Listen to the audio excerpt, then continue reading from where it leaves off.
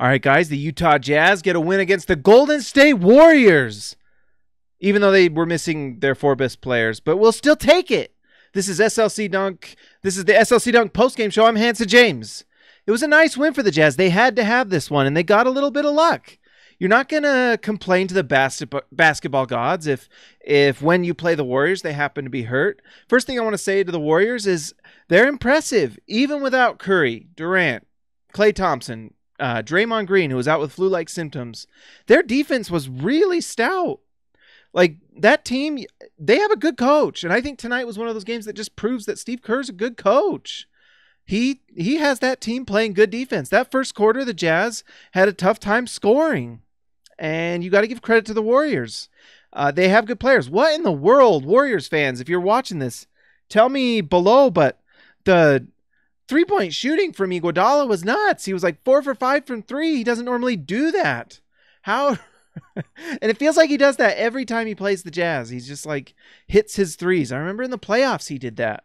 And I know the Jazz weren't going to beat the Warriors in the playoffs, but Iguodala hitting all his threes when he plays the Jazz doesn't help anything. So, but anyways, props to the Warriors for continuing to have a stout defense, even though they're missing their 4 players. And let's just hope for their sake that they come back, except for when they play the Jazz. But, you know, you like to see the best teams have their best players available. Hopefully Curry comes back. I think Steve Kerr said Curry wasn't going to be playing today in the first round probably. So we'll see what happens. But anyways, the Jazz found a way to win, and it was a really nice victory for the Jazz. Donovan Mitchell continues to be the rookie of the year, an incredible, incredible rookie who is just putting up major points and major accolades for this Jazz team. He's unbelievable. He finds ways to score in ways you never thought possible. And he's just consistent every night. It's 20 plus every night. And tonight was more consistent. We'll look at it. But there was another story in this game that gets you really excited if you're a Jazz fan. And his name is Dante Exum. And he came out, and the Jazz were behind and looked lackadaisical. They looked like they couldn't find a way to score. And Dante Exum checks in, and he does what I told you he was going to do.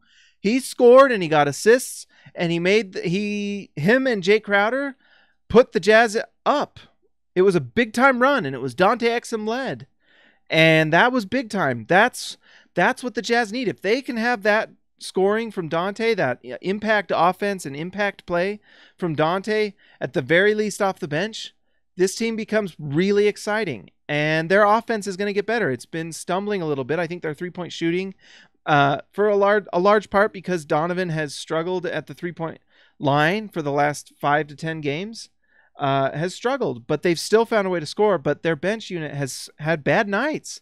Now that Dante's back, you're going to see more and more games like this where tonight, Dante Exum, 13 points on 62% shooting because he can get to the rim at will. And then, let's see. He also had 5 assists and only 2 turnovers. And for Dante, that's great because Dante's kind of like a sophomore right now. He's never had 2 full seasons. And his first season he spent competing and coming off the bench against Trey Burke, who was doing everything he could to keep Dante from scoring. And then the other season he was playing against Shelvin Mack, who was trying to get a cheap contract and kept from being able to score whenever he was on the floor. Dante finally has a chance to just play. And tonight he was able to just play and got his points and did really well. Donovan Mitchell kind of had a bounce back game. 21 points on 8 for 19 shooting. 4 for 8 from 3, though. That's the exciting one. He shot 50% from 3. And let's see, 6 assists, 2 steals, only 2 turnovers, 2 rebounds. Phenomenal from Donovan. People need to stop talking about Donovan's missed shots because you look at that first quarter, the Jazz offense struggled to score. But when Donovan gets the ball, the offense starts to flow because even a missed shot from Donovan creates other opportunities. And it means that the defense is bending and they have to guard Donovan. And so when Donovan's getting 6 assists, that means he's attacking and going to the rim and getting dump offs. He's hitting that outside shooter. Hopefully they hit their threes, but you know, Donovan is creating that stuff. And as we see Donovan play, we're going to see more and more of this offense just run through Donovan because he's a superstar and he's just going to run through. And when he gets more and more accurate, when that pull-up 3 becomes consistent, man, He's a 25 to 30 point per game scorer. He just is. He is so electric, and he is one of those players that can just put up buckets for the Jazz quick, exponential points for the Jazz when he's on. You know, you just see it. And his ability to go to the rim and score at the rim is unbelievable. He only shot 2 free throws tonight, which is a little interesting.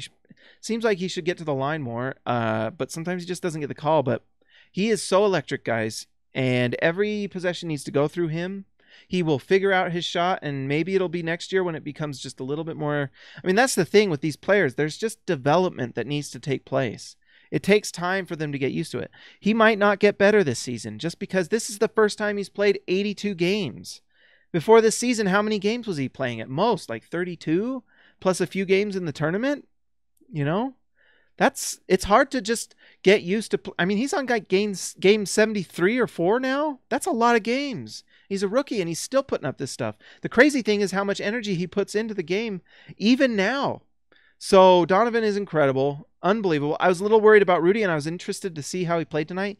He did look a touch slow to me from his hyperextended knee last game, but he didn't look too bad, especially that dunk on Zaza. That looked pretty good to me. But Rudy looks like he's okay, and it'll be nice to get another day of rest and then play again and get that knee back in order. He'll be fine. Jae Crowder, shout out to Jae Crowder, who played really well tonight, was hitting his shots.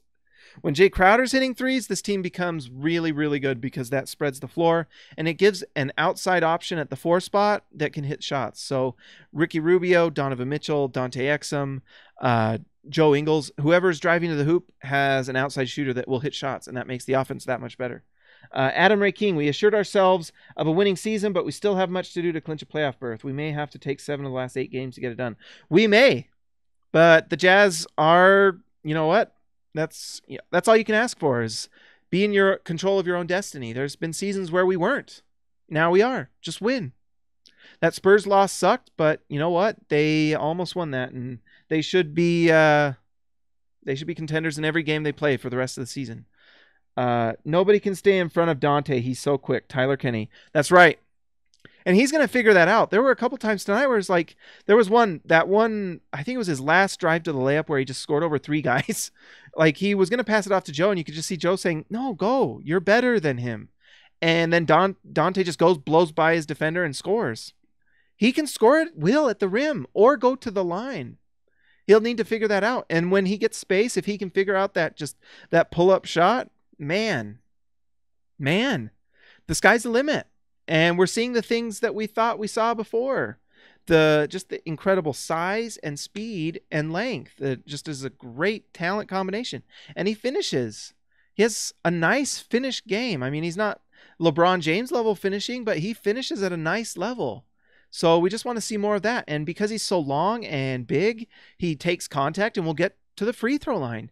He's going to become a very efficient scorer. It's just a matter if he can keep that handle up, if he can guard, and if he can just get reps. It's just learning how to play within the NBA, you know? It's learning how to guard, it's learning how to stay out of foul trouble, it's learning how to play at the tempo that other players play at, while also finding ways to keep the breath, and all these things, like playing and learning how to not get injured, how to take contact but not get hurt, and all these things. He's got to learn all of it. He's got to learn the offense. Quinn has one of the most complicated offenses in the NBA, one of the just deepest playbooks. He's got to figure it all out, and he will. He's already doing it. So awesome stuff from the Jazz. Exciting to see all the different things and get the win against the Warriors, which assuredly was not something we were expected to win before, but with the injuries, obviously that turned out the way we wanted it to. So get better, Warriors. You deserve to be healthy, I guess. I don't know. I don't care. But the Jazz got the win, and that's all I care about. So make sure you like and subscribe this, guys. Make sure that you go to slcdunk.com and read all the stuff. Make sure you share this with your friends on Facebook, or like it on Facebook. Put one of those smiley face emojis on there. Or go to Instagram and Twitter and all those and follow SLC Dunk. Do it. You'll love it. I promise. And exciting stuff is coming. Certain people are going to be writing for the blog that are going to surprise you. All right, guys. Talk to you later.